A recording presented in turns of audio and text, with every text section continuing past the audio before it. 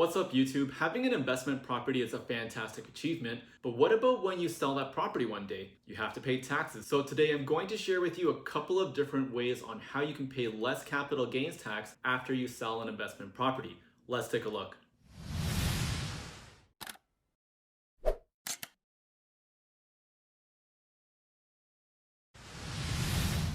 Hey guys, it's Fred Tam here and welcome back. If you're curious about how capital gains and taxes work with investments and it seems a bit confusing, you're definitely not alone. And so this video is meant for anyone who is currently a real estate investor and also for anyone who is thinking about investing in real estate in the future. In fact, one of the best ways to generate wealth through real estate is by holding property long term and not selling. And you can learn more about this and other investment strategies by checking out the video in the link up top. Okay, so today I'll be sharing with you a couple of strategies that can potentially help you reduce the capital gains tax you would owe after selling an investment property. And these are strategies that can work with any type of properties. It could be a condo unit, a single family residential house, or even a multi-unit commercial property. And by the way, if we're just meeting for the first time, my name is Fred, and welcome to my channel where I bring you the best real estate tips and latest market updates. I post new videos every single week where I share what's going on with Toronto housing, as well as strategies to help you throughout your real estate journey. So if this is your first time tuning in, consider subscribing to my channel. And before we jump into the content and start talking about taxes, you are always advised to seek the advice from your financial advisor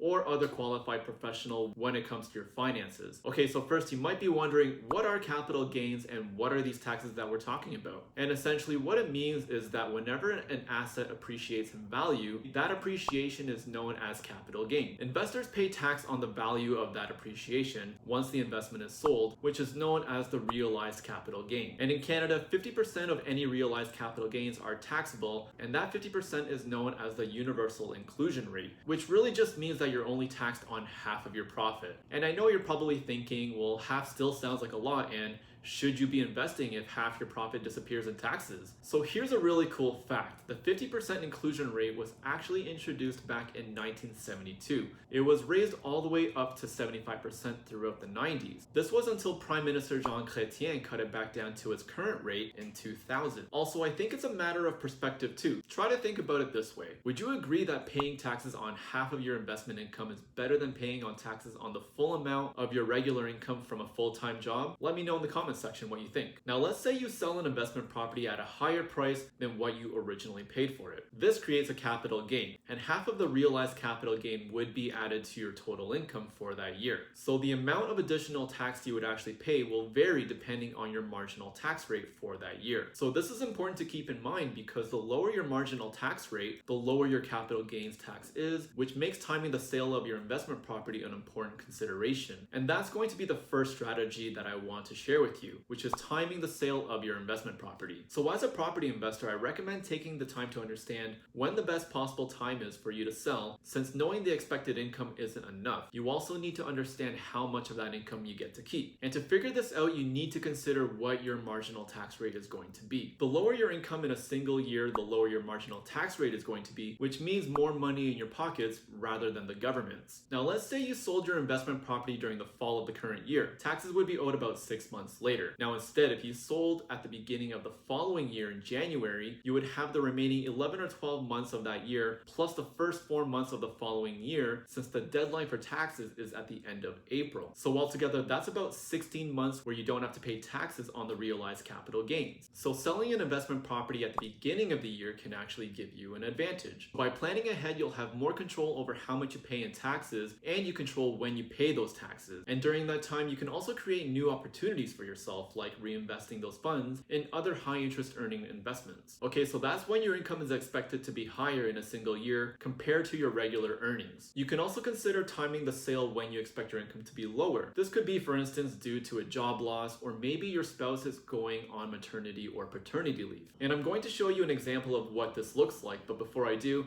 hit the like button if you're gaining value from this video and learning something new. Okay, so now let's take a look at some numbers to illustrate what this looks like if you ever find yourself in a situation where your income for the year is going to be lower. Let's say you sold an investment property for $50,000 in realized capital gains. We'll say that your gross annual income for that year was $100,000. The total tax you would owe is just under $38,000 based on a marginal tax rate of of 43.41% for that level of income. Now let's say your annual income was $50,000 instead. The total tax owed drops significantly to just over $18,000 based on a lower marginal tax rate of 29.65%. That's a difference of almost $20,000, which are massive savings that can be realized through a bit of planning so you can time the sale when you expect your annual income to be lower.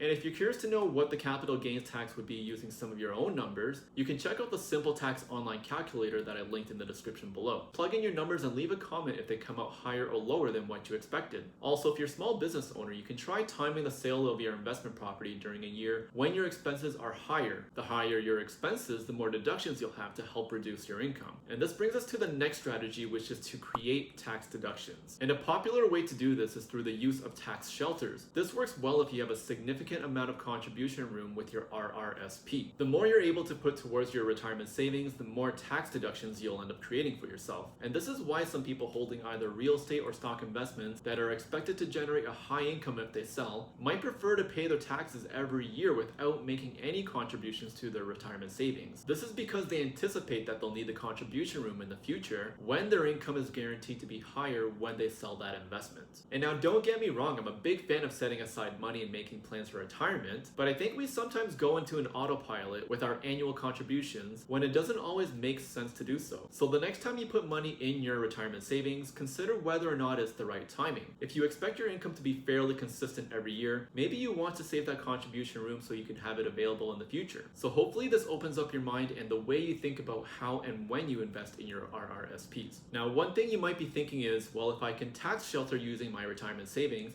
can I also reinvest the capital gains in another property to defer the taxes? Well, unfortunately, this is not the case, and I don't recommend trying it because Big Brother is always watching, and you don't want to mess with him because he will find you, and he will investigate and audit you and make your life miserable. But fortunately, the two ways we just talked about can potentially help reduce the capital gains tax by carefully considering what your financial situation might look like over the next few years, as well as through the use of tax shelters. So hopefully you gained some value from today's video. Leave a comment down below and hit the thumbs up if you enjoyed it. But in case you're not planning to sell your investment right now and want to come back to this video in the future, you can save the full playlist that includes this video and other real estate tips, which I'll link in the card up top so you can easily check it out. And to make sure you're always staying current with the latest market updates and getting the best real estate tips, subscribe to my channel and hit the notification bell so you never miss an update. As always, thank you for tuning in and watching to the very end of this video, and I'll see you guys next time.